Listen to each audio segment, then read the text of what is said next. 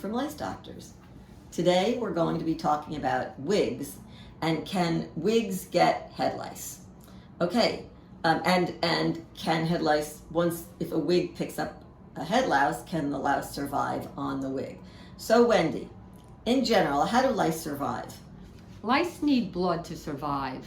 They bite the scalp, they get their nourishment, and then they're able to grow and reproduce. Okay, so can wigs get lice? Well, they're not going to live long. They can have a louse on them, but they will not survive because they won't be able to get to the scalp to feed. Okay, so in terms of how wigs transmit lice to you, what would the answer be to that? Okay, let's say you have a louse on your head and you're wearing a wig.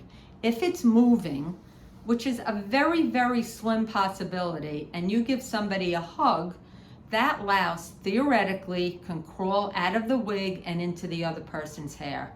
So I guess it depends how tight the wig is. Yeah, because if the louse can't get underneath the wig to feed on the scalp, they're going to die. Okay, how about the porosity of a wig? Well, if it's porous and the louse can get through it, you're going to have a bigger chance of having head lice.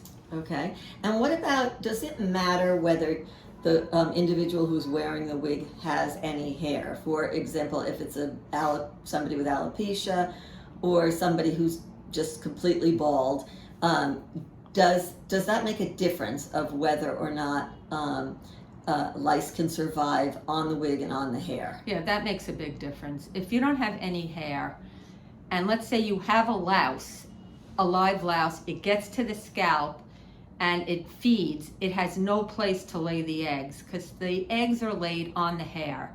So I'm going to say you cannot get it if you're bald or alopecia or any of those conditions. Okay, and how about, does the frequency with which you wear a wig matter? In other words, you said that lice only live for about a day. So if I wear my wig today and then I pick it up in a week and put it on, will the lice still be alive on that wig? Definitely not.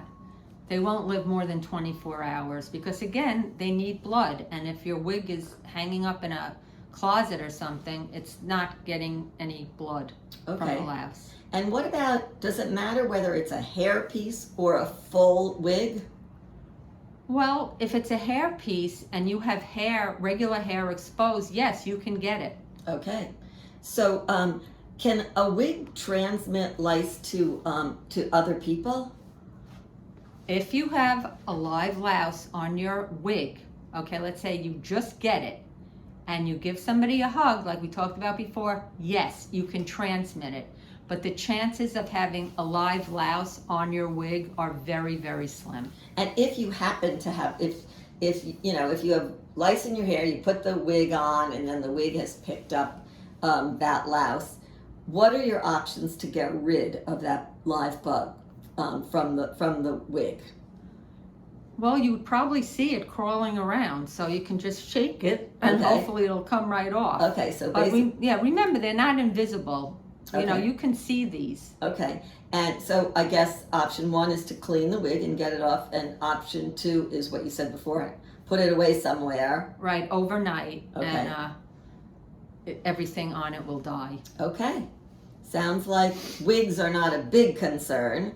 It's much more likely that you're going to transmit head lice via head-to-head contact. Exactly right, Karen. Okay.